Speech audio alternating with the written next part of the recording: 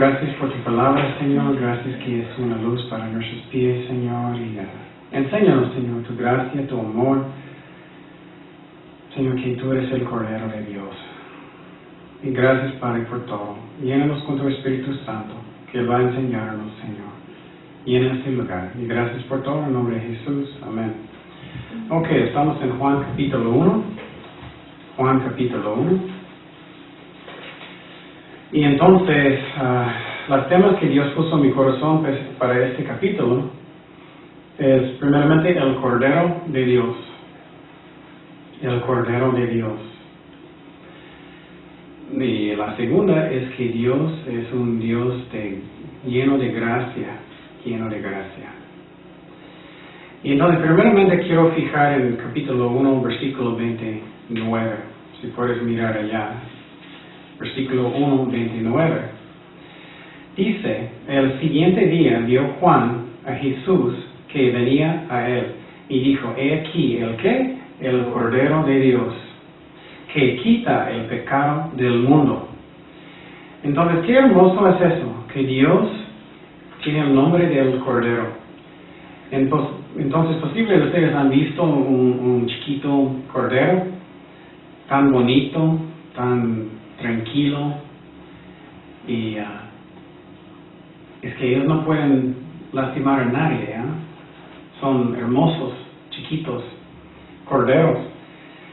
Y entonces en este capítulo quiero que estamos fijando en eso, que Dios está lleno de amor, lleno de gracia, y que Él es el Cordero de Dios. Y entonces, y Él vino para hacer un sacrificio, Dios mismo, que Él nos ama tanto, que Él le golpeaba como un animal. Y a través de eso podemos saber que Dios nos ama tanto. Él te ama. Y lo que queremos fijar es que cómo podemos durar el amor de Dios cuando Él vino del cielo para ser un hombre, para nacer en Belén, para hacer nuestro sacrificio. ¿Cómo podemos durar el amor de Dios? Nunca podemos. Entonces, primeramente, alguna información del libro de Juan. El libro de Juan fue escrito en el primer siglo, cerca del tiempo del primer siglo, y fue escrito por el apóstol Juan. Y entonces el propósito del libro, Juan dijo mismo, es para que personas creen que Jesucristo es el Hijo de Dios. Y entonces también Juan escribió el libro de Primero de Juan, Segundo y Tercero de Juan, también el libro de Apocalipsis. Y una razón que él escribió este libro es que en estos tiempos habían algunas falsas doctrinas. Y una doctrina enseñó que Jesucristo no es Dios. Y eso es Arian. Y el otro es gnosticismo. Ellos enseñaban que Jesucristo no tenía un cuerpo. Y cuando ellos caminaban, por ejemplo, en la playa, Él no tenía huellas. Y ellos enseñaban eso. Pero vamos a mirar que Dios fue hecho carne. Entonces Él tenía un cuerpo. Entonces Juan escribió ese libro por este propósito también. Y los 4 evangelios tienen diferentes propósitos también. Por ejemplo, los primeros 3 libros, Mateo, Marcos y Lucas, son como una historia de la vida de Jesucristo. Pero el libro de Juan es más como explicando cómo Él es Dios y sus milagros y eso. Y Mateo nos enseña primeramente que Jesús es el Rey. Marcos enseña que Jesucristo es un serviente. Lucas enseña que Jesucristo es un hombre. Y finalmente Juan enseña que Jesucristo es Dios. Y entonces también en Mateo fue escrito principalmente para los judíos. Si has leído el libro de Mateo, puedes ver muchas veces que hay muchas profecías que dicen que Jesucristo es el Mesías. En el libro de Marcos, eso fue escrito por propósito principalmente a los romanos, los gentiles.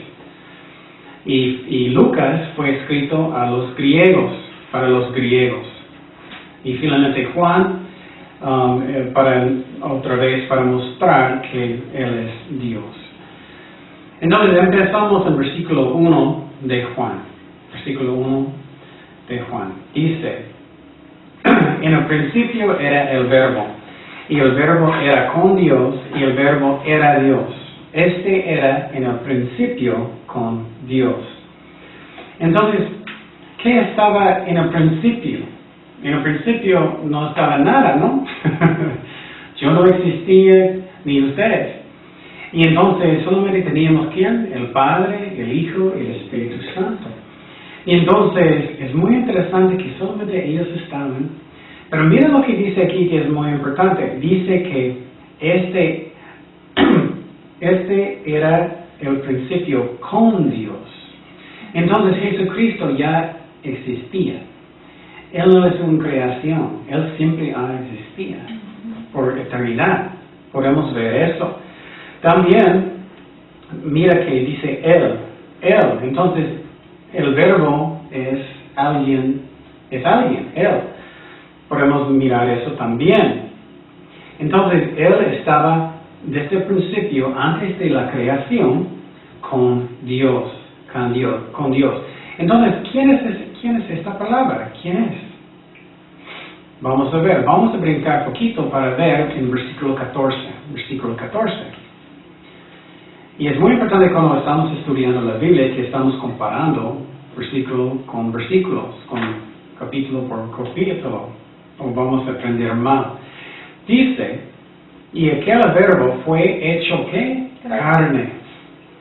Entonces el verbo fue hecho carne. ¿Quién fue hecho carne? Jesucristo. Y habitó entre nosotros y vimos su gloria como un del unigénito del Padre, lleno de gracia y de verdad. Entonces Jesucristo fue hecho carne. ¿En dónde? En Belén. Y entonces con María. Entonces la cosa que quiero que estamos fijando es que antes de la creación del universo había el Padre, Hijo, Espíritu Santo, y ellos crearon el universo y el mundo. Y algo que necesitamos mirar es que los testigos de Jehová, ellos cambiaron una parte de este capítulo. Ellos hicieron algo malo que no está en el griego. Miramos en versículo 1, dice, en el principio era el verbo y el verbo era con Dios y el verbo era Dios. Pero ellos cambiaron diciendo el verbo era un Dios. Ellos metieron eso. Y la razón ellos hicieron eso es porque ellos dicen que Jesucristo solamente es representando a Dios como un Dios. Porque en el Antiguo Testamento, cuando los jueces tenían el poder para juzgar a la gente, Dios dijo que ellos son como dioses. Y ellos dijeron eso porque ellos estaban representando a Dios. Pero en el griego no viene un Dios, solamente dice Él era Dios. ¿Me explico? Y ellos cambiaron la palabra, es muy triste, ¿no? Es muy triste que ellos cambiaron la palabra. Entonces ellos lo cambiaron. Pero vamos a fijar en eso. En Génesis 1:1 dice, en el principio creó Dios los cielos y la tierra. Y entonces en el principio Dios estaba solo, ¿recuerdas? El Espíritu, Dios, Padre, Hijo y Espíritu Santo. Pero dice cuando en el principio Dios creó, esa palabra Dios es Elohim. Elohim es una palabra plural, más que uno, plural. Y entonces el nombre de Dios es plural, y eso es un señal que hay una Trinidad. ¿Qué es la Trinidad? La Trinidad es el Padre, el Hijo y el Espíritu Santo, pero solo un Dios. 3 personas, pero un solo Dios. Yo no puedo entenderlo con mi mente, excepto por fe, porque la palabra de Dios enseña. Claro, si Dios es tan grandísimo, ¿cómo podemos entender cada cosa de Dios? No podemos. Tenemos que aceptarlo por fe. Vamos a Génesis 1, 26 y 27. Génesis 1, 26 y 27. Dice, entonces dijo Dios, hagamos a un hombre a nuestra imagen, hagamos. Entonces, eso es muy interesante porque él dice hagamos. Por ejemplo, yo no voy a decir que hagamos y voy a hacer un vaso de café. Yo no voy a decir yo solo, hagamos un vaso de café. No, yo voy a decir yo voy a hacer un vaso de café. Pero Dios dijo hagamos. Entonces, hay más que uno. Está hablando de la Trinidad. Hagamos al hombre a nuestra imagen, conforme a nuestra semejanza, y señoree a los peces al mar, en las aves de los cielos, en las bestias, en toda la tierra, y en todo animal, en toda rastra sobre la tierra. Y creó Dios al hombre a su imagen, a imagen de Dios lo creó, varón y hembra lo creó. Entonces podemos mirar la Trinidad, hagamos. Por ejemplo, Mario no va a decir cuando él solo, hagamos un galleta, hagamos un pastel, no, él va a decir, yo voy a hacerlo. Entonces miramos la Trinidad. Y entonces es muy interesante eso. También algunos, por ejemplo los judíos, ellos van a enseñar, oh, Dios estaba hablando con los ángeles. Pero no es posible porque en el versículo 27 dice Dios, y creó Dios al hombre a su imagen. No están las imágenes de ángeles, ¿me explico? Entonces Dios hizo en su imagen, no hablando como ángel, diciendo nuestra imagen, pero con Dios solo, en imagen de Dios. ¿Me explico? Ok.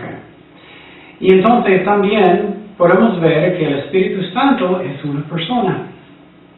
Cuando Kenia y yo fuimos a McDonald's en Rosarito, yo recuerdo comimos y ella se fue al baño, muy despacito porque ella está embarazada.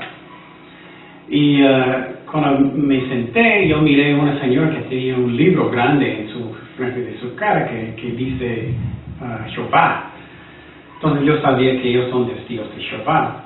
Y ella. Y yo sentía cansado y sinceramente yo no quise hablar con ella, pero era tan obvio como un anuncio. ¿Qué?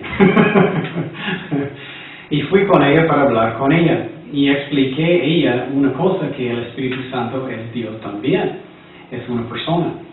Y cuando estoy diciendo una persona, no estoy diciendo como un cuerpo, pero una persona como tiene personalidad, tiene voluntad, tiene emociones y todo. ¿Me explico? Y entonces dije a ella, los testigos de Jehová enseñan que el Espíritu Santo es como una fuerza. Y como una fuerza como viento, como gravedad. Y entonces yo dije, pues yo no puedo mentir a gravedad, ¿no? Yo no puedo mentir a vientos, yo no puedo causar tristeza a gravedad. Gravedad no va a decir, estoy triste, eso no va a pasar. Entonces, pero ¿qué pasa con el Espíritu Santo? Vamos a Hechos 5.3. Hechos 5.3. Hechos 5.3.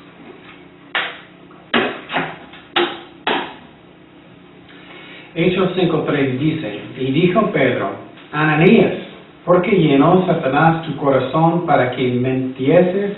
¿A quién? Al Espíritu Santo, y sustrajeses del precio de la heredad. Y entonces, lo que pasa es que él mintió al Espíritu Santo. Si el Espíritu Santo solamente es una fuerza, no puedes mentir a una fuerza. Entonces, el Espíritu Santo es una persona. También tú sabes que puedes entristecer el Espíritu Santo. Tú puedes causar daño. Él también, el Espíritu Santo, decide cosas. Él es una persona.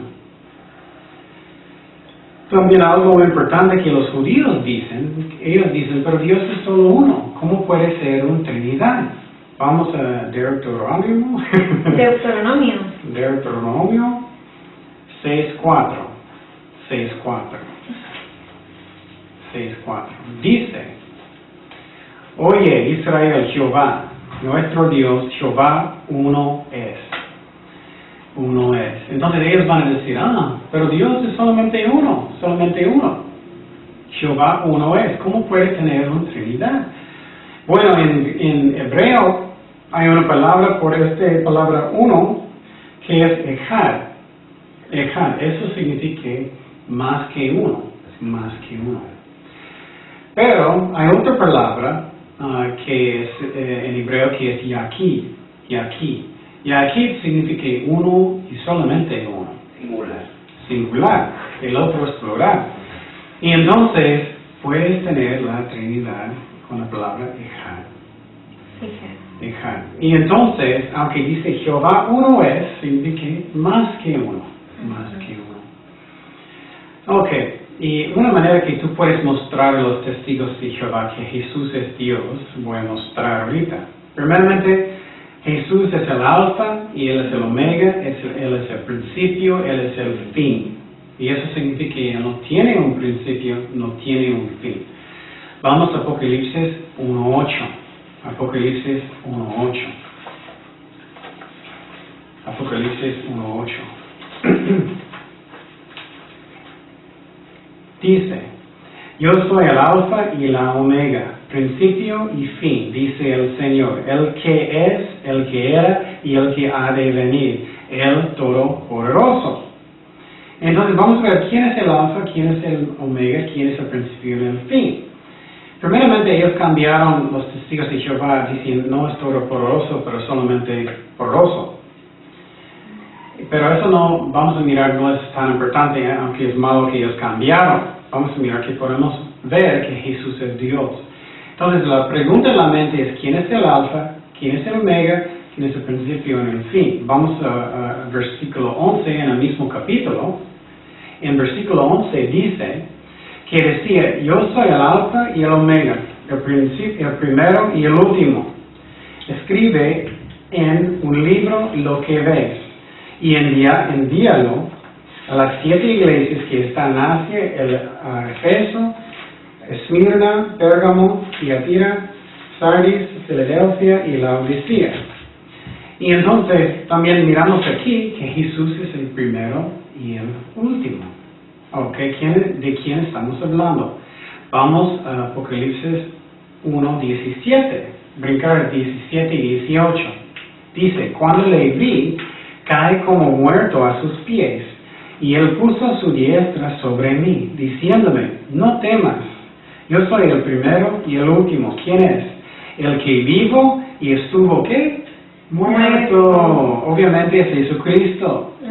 Mas he aquí, yo vivo por los siglos de los siglos, amén, y tengo las llaves de la muerte de Hades. Entonces miramos seguramente que Jesús es el primero y el último.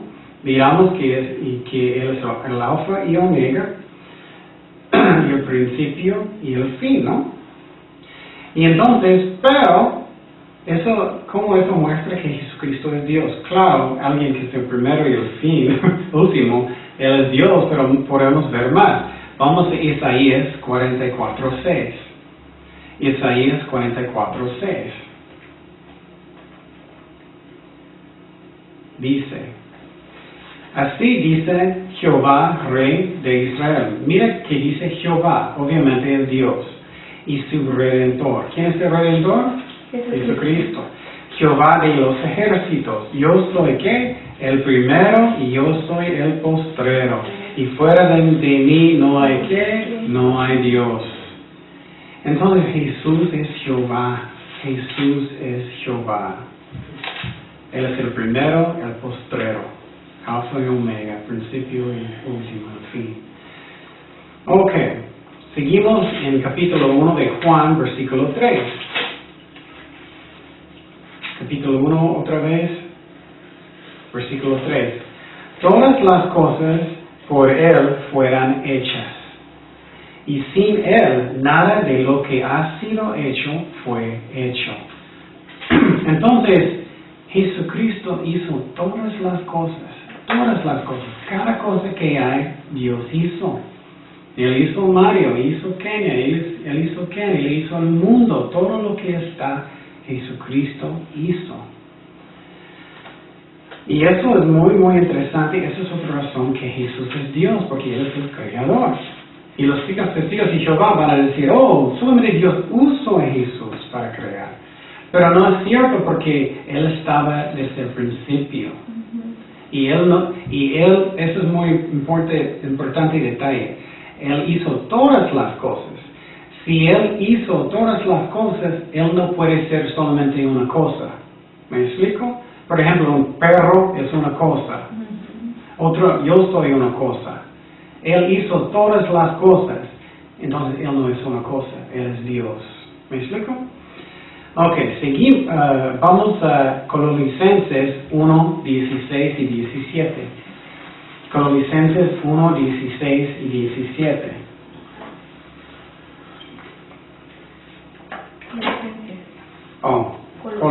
Vamos a Colosenses 1, 16 y 17. Dice, porque en Él fueron creadas todas las cosas, las que hay en los cielos y las que hay en la tierra, visibles o invisibles, sean tronos, sean dominios, sean principados, sean potestades, todo fue creado por medio de Él y para Él. Y Él es antes de todas las cosas y todas las cosas en Él subsisten. Y entonces Él hizo, ¿cuántas cosas? Todas las cosas. Entonces Él no es una cosa. Algo malo los testigos de Jehová, ellos hacen, ellos quitan la palabra todas.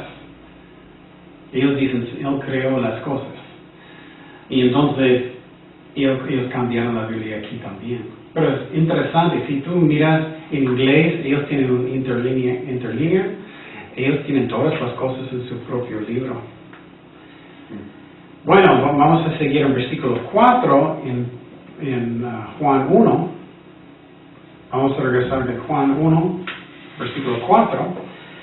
Dice, en Él estaba la vida, y la vida era la luz de los hombres. La luz en las tinieblas resplandece, y las tinieblas no prevalecieron contra ella.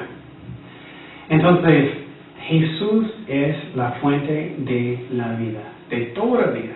Él es la fuente de toda vida. ¿Qué dice en Juan 14:6? Yo soy el camino, la verdad, ¿y qué? La vida. Nadie viene al Padre sino por mí. Y entonces, Él es la fuente de la vida. Antes de conocernos a Cristo, estábamos muertos, ¿no? ¿Me acuerdas cuando ustedes estaban en el mundo? Yo también. Yo estaba tomando mucho cerveza y no sabíamos nada de nada, ¿no? Es increíble pensar cómo era.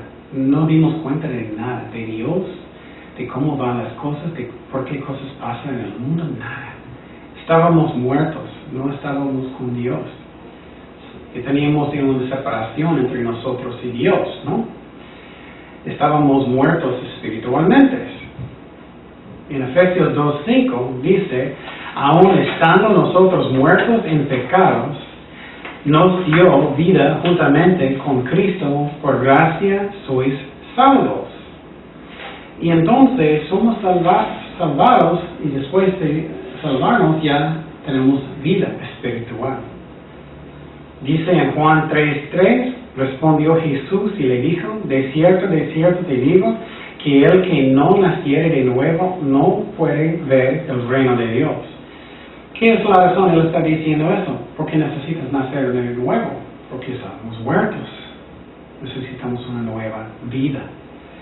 También dice que Jesús es luz. Jesús es la fuente de luz. Él es la origen de luz. En Apocalipsis es muy interesante. En Apocalipsis no vamos a tener una sol, ni la luna. Entonces tú dices, bueno, vamos a caminar en la oscuridad. No, la razón vamos a ver. Vamos a Apocalipsis 21:23. Apocalipsis 21:23. Versículo 23. Dice, la ciudad no tiene necesidad de sol ni de la luna que brillen en ella. ¿Por qué? La gloria de Dios la ilumina y el Cordero es su lumbrera. Qué bonito, ¿no? Qué bonito. También en Juan 8:12 dice, otra vez Jesús les habló diciendo, yo soy la luz del mundo. El que me sigue no andará en tinieblas, sino que tendrá la luz de la vida.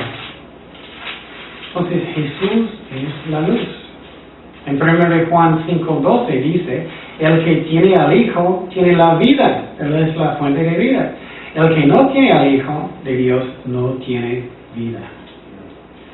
Entonces, qué raro, ¿no? Cada persona que no es cristiano, que no han nacido de nuevo, ellos están muertos aunque ellos son vivos. La gloria de Dios es la que va a alumbrar. Sí. ¿Y la chiquinada es lo mismo? Ajá. Sí, lo mismo. La chiquinada también. Chiquinada es la gloria de Dios.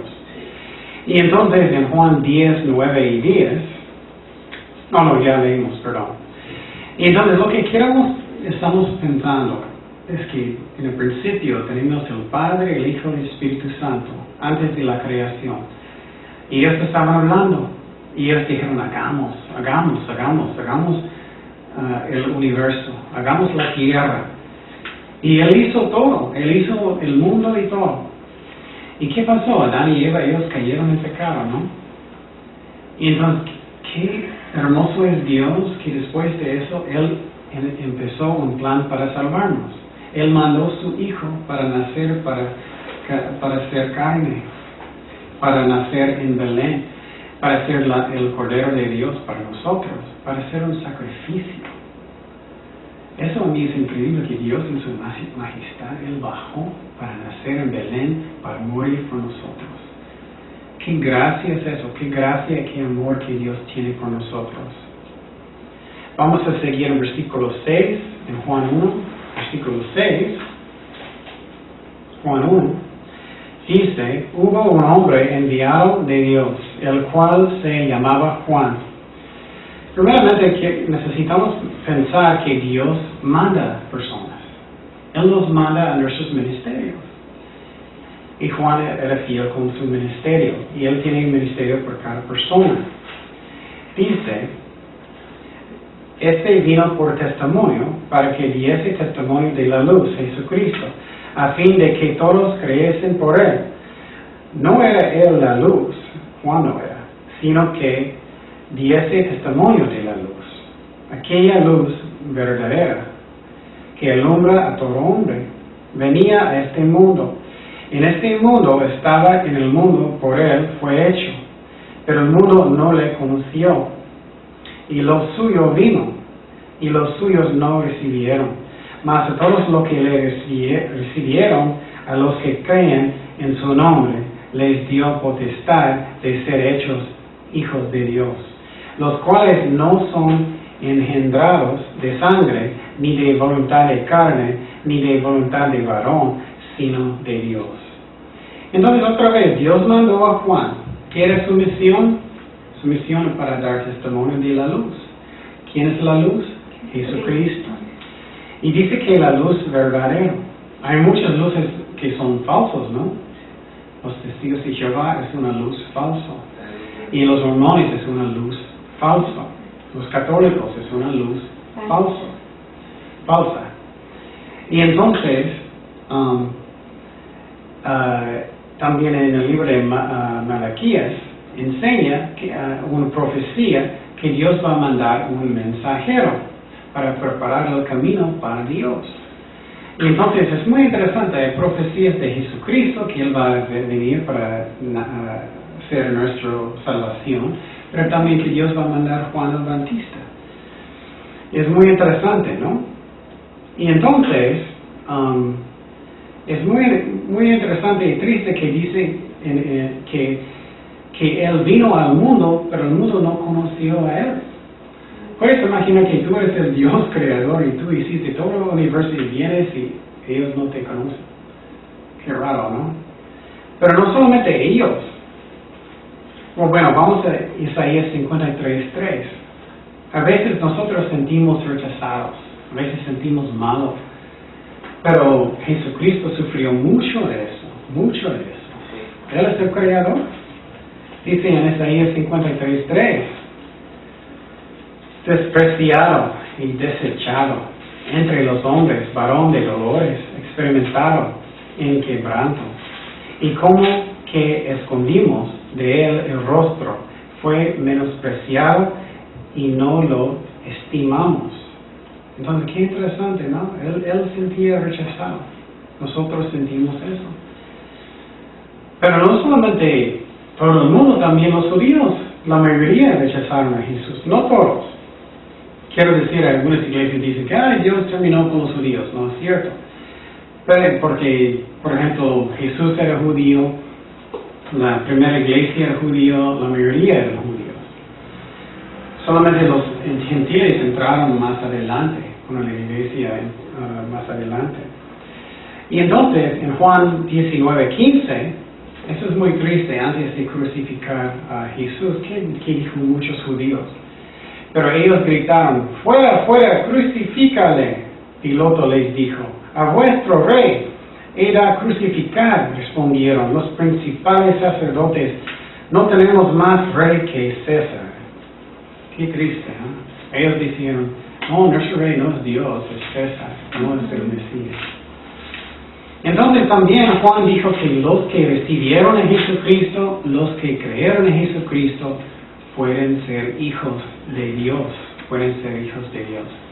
En Romanos 10:9 dice que si confesarás con tu boca que Jesús es el Señor y creeréis en tu corazón que Dios le levantó de los muertos, serás salvo. Entonces dice que Jesús necesita ser su Señor. Yo creía en Dios por muchos años, pero Él no era mi Señor. Yo creía, pero todavía yo estaba tomando, todavía yo estaba haciendo malas cosas, yo no era cristiano todavía. Él no era mi Señor. Entonces, ¿qué dice también Juan? Juan dice que no podemos ser cristianos por sangre. Eso significa sangre de la familia. Por ejemplo, si mi mamá es cristiana, no significa que soy un cristiano. Si mi abuelita está salvada, no significa que soy salvado. También no somos nacidos de nuevo por la fuerza de la carne. No es por buenas obras, es por la fe. En Efesios 2:8 y 9 dice, porque por gracia sois salvos por medio de la fe, y esto no de vosotros, pues es don de Dios, no por obras para que nadie se glorie. Es gracias a Dios, no es por obras. ¿Puedes imaginar eso si es realmente por obras? Personas que dicen que por obras no piensan mucho, porque ¿cuántas obras necesitas hacer? 20,000 no es posible nunca. También finalmente dice no por la voluntad de Dios. Eso significa que yo no puedo creer por otra persona. Yo no puedo. Entonces quiero que estamos pensando en el amor de Dios. Qué increíble amor que Dios estaba en el cielo, que Él creó el universo, Adán y Eva, ellos cayeron en pecado y Dios inmediatamente empezó un plan para salvarnos, para ayudarnos, para bendecirnos, para enseñarnos, para morir como el Cordero de Dios. Qué hermoso es el amor de Dios. Y qué increíble la cantidad de gracia que Dios tiene. ¿Qué es gracia otra vez? Regalo de Dios, algo que no merecemos. Seguimos en capítulo 1, verso 14. Mira, dice, y aquel verbo fue hecho carne y habitó entre nosotros, y vimos su gloria como del unigénito del Padre, lleno de gracia y de verdad. Juan dio testimonio de él y clamó diciendo, este es de quien yo decía, el que viene después de mí es antes de mí. Qué interesante esa parte, ¿no? ¿Cómo es posible que Juan dijo que él era antes de mí? ¿Quién nació primero? Juan. Jesús nació como 3 meses después de Juan. Y entonces, pero Juan dijo que Él es antes que yo. ¿Qué es la razón? Porque Jesús es Dios. Desde el principio, desde antes de la creación. Y dice, el que viene después de mí es antes de mí. Porque Él era primero que yo. Porque de su plenitud tomamos todos y su gracia sobre gracia. Queremos fijar en la gracia de Dios. Pues la ley por medio de Moisés fue dada, pero la gracia y la verdad vinieron por medio de Jesucristo.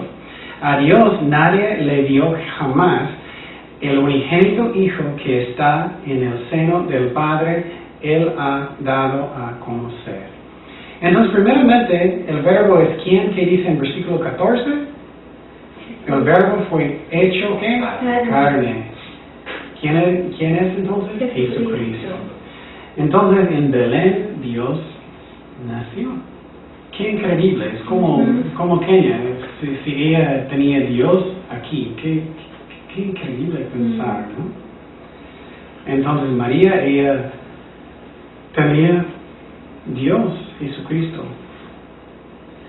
Y entonces también dice que ellos miraron su gloria. Yo estaba pensando, qué increíble sería esto, que Jesucristo, si Él fuera con nosotros, hoy, enseñándonos que Él estaba aquí, hoy, qué increíble, ¿no?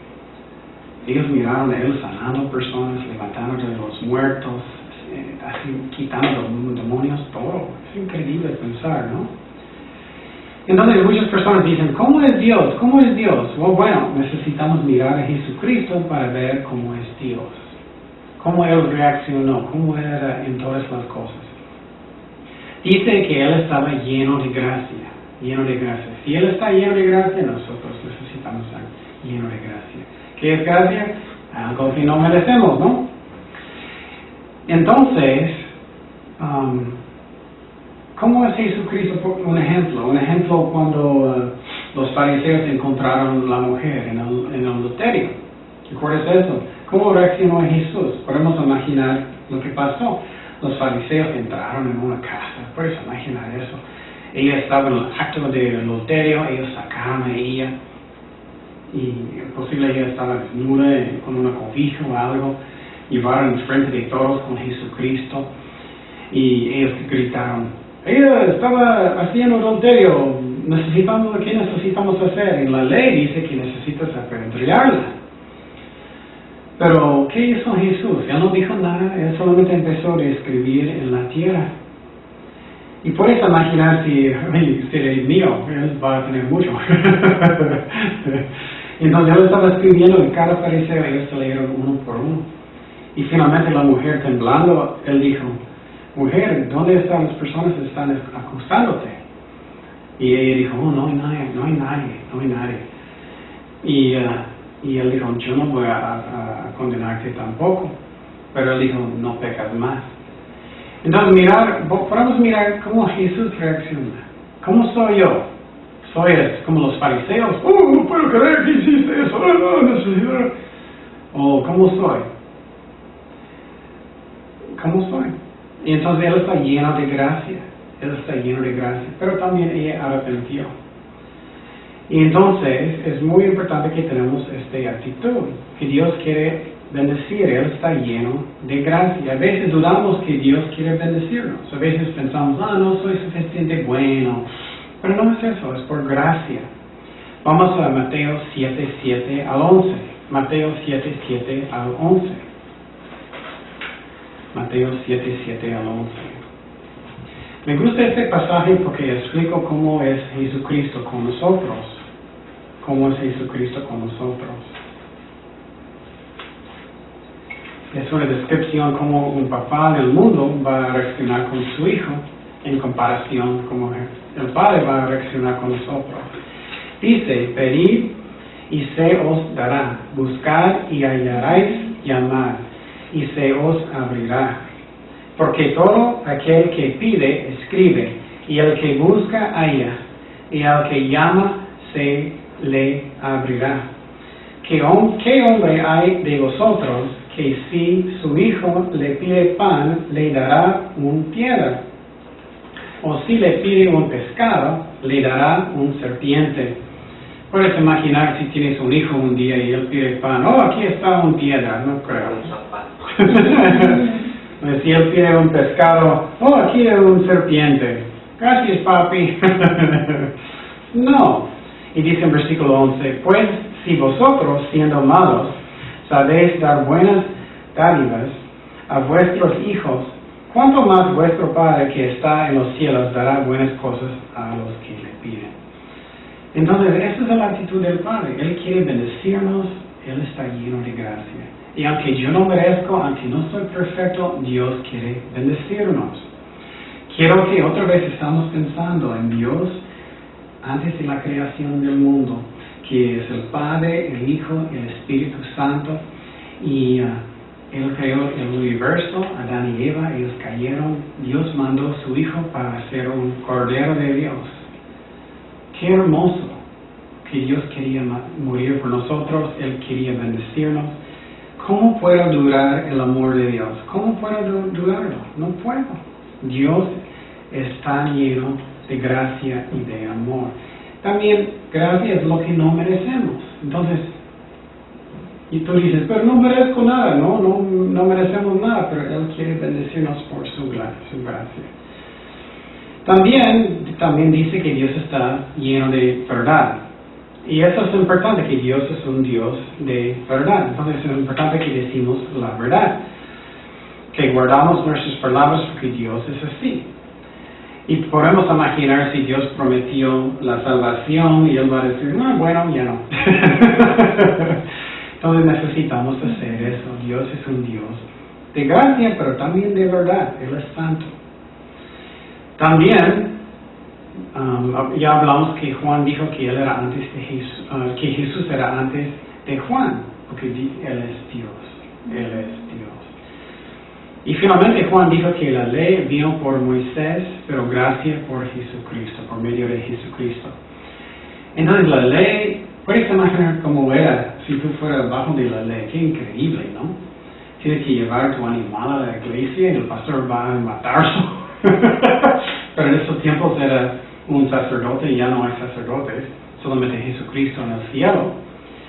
Y entonces, tenía que guardar la palabra, la ley perfectamente bien, y era muy difícil, sacrificios constantemente, pero bajo de Cristo, Él murió por nosotros como un Cordero de Dios. Y Él quitó todo pecado, no solamente cubrió. En el Antiguo Testamento un animal podía cubrir el pecado. Nuevo Testamento, con el sacrificio de Jesús, Él quitó completamente. Entonces, si tienes pecados en su pasado, ya no está. Él quitó. Seguimos en versículo 19, en Juan 1, versículo 19 dice, este es el testimonio de Juan. Cuando los judíos enviaron de Jerusalén sacerdotes y levitas para que le preguntasen, ¿tú quién eres? Eso es muy interesante en mí, es como celos. Juan estaba en el río Jordán bautizando a muchas personas, comiendo langostas con rico miel, comiendo eso. Y lo que pasó es que él estaba bautizando a muchos, y los fariseos se enojaron. ¿Qué está pasando? Entonces, actualmente sacerdotes, y los sacerdotes, ellos se enojaron, y ellos tenían celos. Ellos, ¿quién eres?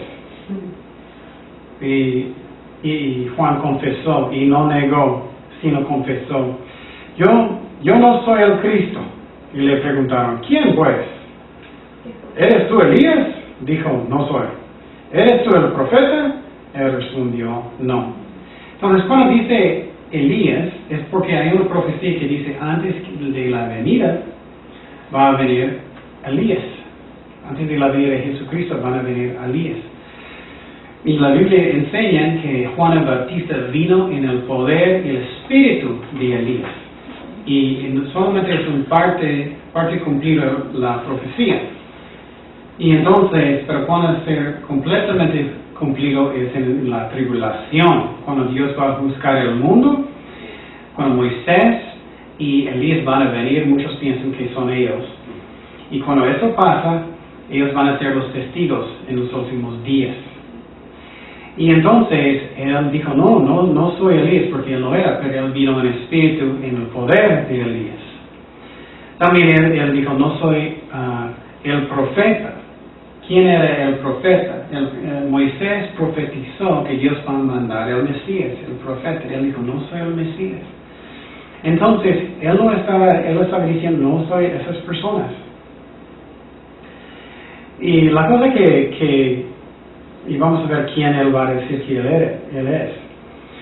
Pero quiero que estamos fijando también cómo es mi corazón. Tengo un corazón, yo puedo ser contento que Dios está bendiciendo otras iglesias, estoy bendiciendo bautistas o presbiterianos y otros que Dios está bendiciendo. No estoy solamente pensando en mi territorio, en mis cosas, en mi ministerio, eso está mal. Somos un equipo. Y claro, necesitamos ser fieles en nuestro ministerio, que es diferente. Pero muchas personas, ellos solamente están importantes en sus cosas y eso está mal. Eso está mal. Es mío. O posible estás encargado, pero no es tuyo realmente, es de Dios. Y entonces los fariseos, los sacerdotes eran malos. Ellos decían, ¿quién eres tú? ¿Quién eres tú? Eso no está bien. Y él estaba llamando a los judíos de arrepentir para aceptar a Jesucristo, porque Él estaba bautizándolos. Eso es como preparando sus corazones. ¿Qué significa bautizar? Que yo voy a cambiar mi vida vieja, ya no voy a vivir malo, pero voy a vivir como Dios. Y Jesucristo todavía no han resucitado, pero cuando Juan lo hizo, es lo mismo, que estás cambiando su vida, es simbólico de limpiar su vida, que vas a buscar a Dios. Y entonces es muy interesante eso. Vamos a seguir en versículo 29 en Juan 1. Dice, el siguiente día vio Juan a Jesús que venía a él y dijo, he aquí, ¿quién? El Cordero de Dios. Estamos fijando qué gracia, qué amor increíble que Dios tiene por nosotros. Que Dios tiene el nombre del Cordero de Dios, que quita el pecado del mundo. Este es aquel de quien yo dije, después de mí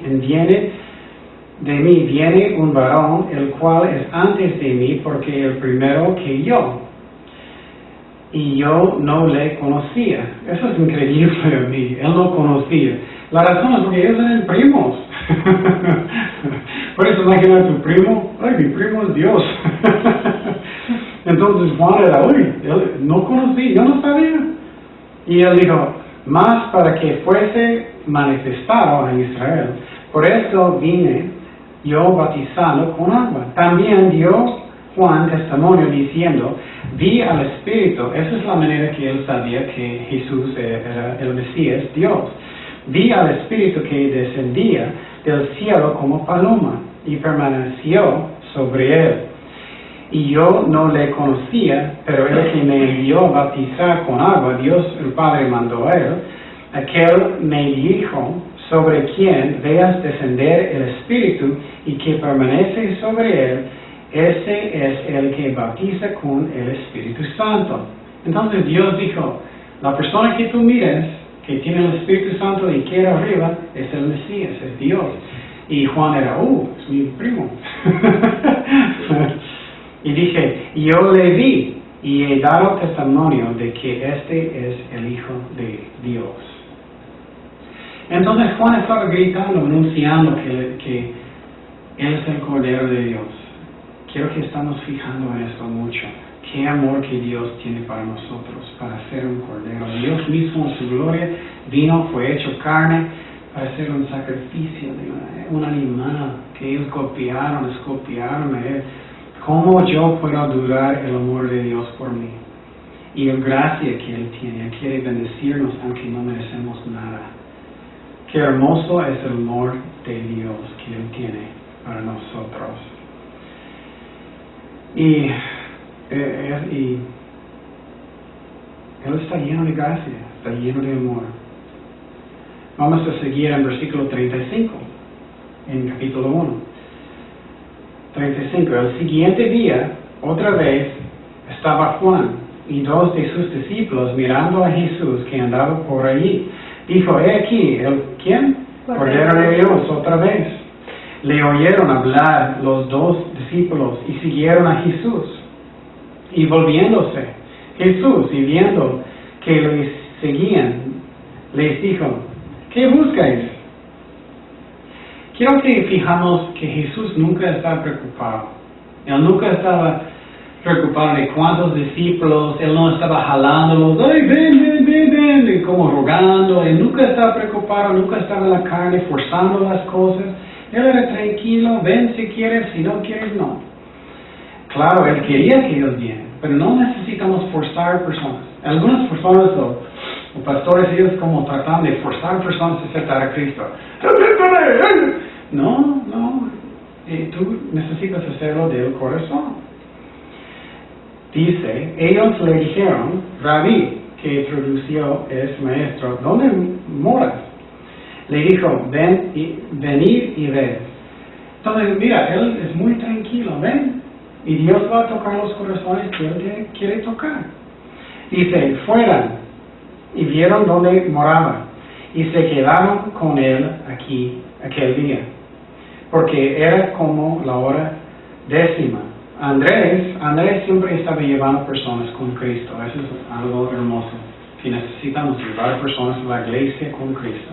Andrés, hermano de Simón Pedro, era uno de los dos que habían oído a Juan y habían seguido a Jesús.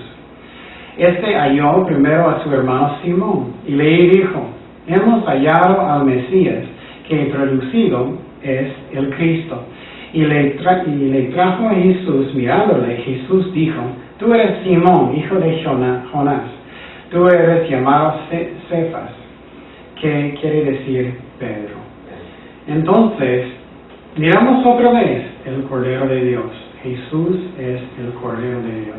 Cuánto Él nos ama, cuánto gracia Él tiene para nosotros. Vamos a Apocalipsis 5:6 para mirar Jesús enfrente del trono de Dios. Vamos a mirar cómo es la descripción de Él. Apocalipsis 5:6 dice, y miré y vi que en medio del trono y de los 4 seres vivientes y en medio de los ancianos estaba en pie, ¿qué? Un cordero como inmolado. Qué hermoso, ¿no? Jesús se llama Cordero. Y otra vez, mira cómo Jesucristo llamó a sus discípulos. Él solamente ven, con amor, pero Él no era preocupado, no forzado. En algunas iglesias modernas, ellos tienen un show y como entretenimiento.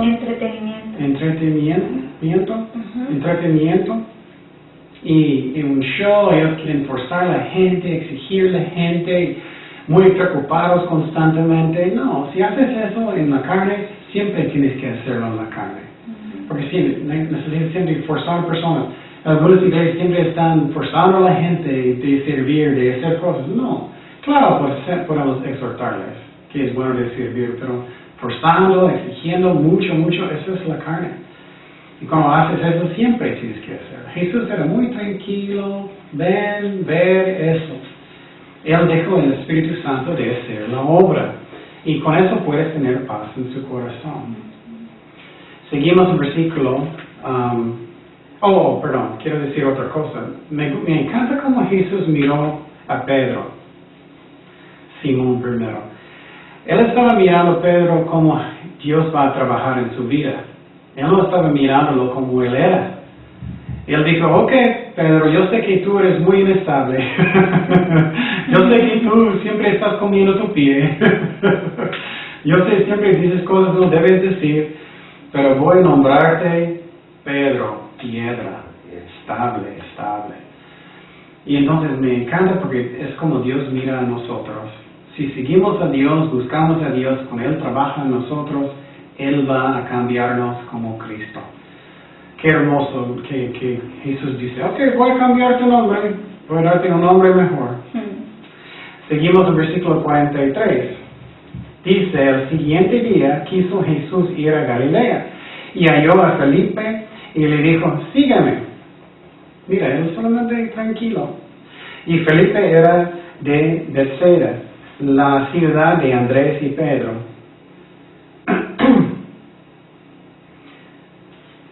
Felipe halló a Natanael y le dijo, hemos hallado a aquel de quien escribió Moisés en la ley, así como las profetas, a Jesús, el hijo de José de Nazaret. Nataniel le dijo, ¿de Nazaret puede salir algo de bueno? Le dijo Felipe, ven y ve. Y entonces, qué interesante, ¿no? El Nazaret no tenía muy buena fama, ¿eh? Cuando Jesús vio a Nataniel que se le acercaba, dijo de él, he aquí un verdadero israelita, en quien no hay engaño. Le dijo Nataniel, ¿de dónde me conoces? Respondió Jesús y le dijo, antes que Felipe te llamara, cuando estabas debajo de la higuera, te vi. Respondió Nataniel y le dijo, Rabí, tú eres el Hijo de Dios, tú eres el Rey de Israel. Mira qué rápido él cree, ¿eh? Y Jesús, ¿verdad? Respondió Jesús y le dijo, ¿por qué te dije, te vi debajo de la higuera y crees cosas mayores que estas verás? Entonces él tenía mucha fe muy rápido y le dijo, de cierto os digo, de aquí adelante veréis el cielo abierto y los ángeles de Dios que suben y descienden sobre el Hijo del Hombre. Entonces mira, primeramente Jesús llamó a Felipe llamó a Nataniel y Nataniel llamó a Pedro. Eso es como la iglesia debe crecer, que la gente crece, las ovejas crecen, ellos invitan a sus amigos, es como evangelizar. Y la cosa que es muy interesante es que también que Jesús dijo de Nataniel que él no tenía engaño, él era como honesto, directo. Él no era como malo, forzando las cosas. Y él dijo también que tú vas a mirar, los ángeles de Dios suben y descienden sobre el Hijo del Hombre. ¿Qué significa esto? ¿Recuerdas cuando en el Antiguo Testamento que Jacob estaba huyendo de su familia y de Esaú, y él se fue huyendo y él estaba en medio del desierto? Él llegó al lugar de Betel y él tenía una almohada de piedra, de busto en el desierto, y él durmió. Y él tenía un sueño y él miró esto, él miró ángeles de Dios subiendo y descendiendo sobre el Hijo de Dios. Él miró eso. ¿Qué significa eso? Significa que solamente a través de Jesucristo, esa escalera, podemos entrar en el cielo. Él es el mediador único. En algunas iglesias enseñan que hay muchos mediadores entre Dios y los hombres, pero no, solamente hay Jesucristo. No es María, no son los santos, no es eso. Solamente Dios está en cada lugar, solamente Dios puede perdonar todos los pecados, solamente Dios puede hacerlo por cada persona. Y entonces, eso es lo que Dios está diciendo. Tú vas a mirar que Jesucristo es el mediador único. Y lo que queramos otra vez de fijar es cómo es el amor de Dios. Antes de la creación del mundo, era el Verbo, y el Verbo era Dios. Y el Verbo fue hecho carne. Y Él murió por nuestros pecados. Él era el Cordero de Dios, lleno de gracia, lleno de amor, lleno de verdad. Entonces, ¿cuánto Él quiere bendecirnos? ¿Cuánto Él quiere ayudarnos con nuestros problemas? ¿Cuánto Él quiere guiarnos en todo? Y Él está lleno de gracia. ¿Qué es gracia? Algo que no merecemos, ¿no? Entonces, ¿cómo es posible yo pueda dudar el amor de Dios? Es imposible. Imposible. Si tú fueras Dios, vas a bajar del cielo en tu gloria para nacer en Belén, para que personas puedan golpearte, pueden escupar en tu cara, pueden golpearte más y más y vas a morir en una cruz y todo eso. No. Pero Dios es tan bueno, tan lleno de amor. ¿Cómo podemos dudar el amor de Dios? Es imposible. Él nos ama tanto. Y Él está lleno de gracia. Y esta semana queremos que estamos pensando en la gracia de Dios, en el Cordero de Dios, cuánto Él nos ama. Cuánto Él nos ama. Oremos. Señor, gracias Padre por tu palabra. Gracias que tú eres el Cordero de Dios, lleno de gracia y verdad. Gracias por tu palabra, Señor. Gracias que tú eres Dios. Señor, bendice a nuestros corazones, bendice a nuestra iglesia, Señor. Lleva a la gente que tú quieres para venir aquí, Señor, a los servicios. Toca sus corazones, todos nosotros, ayúdanos a crecer en ti, Padre. Y gracias, Padre, por tu ayuda en todo, en el nombre de Jesús. Amén.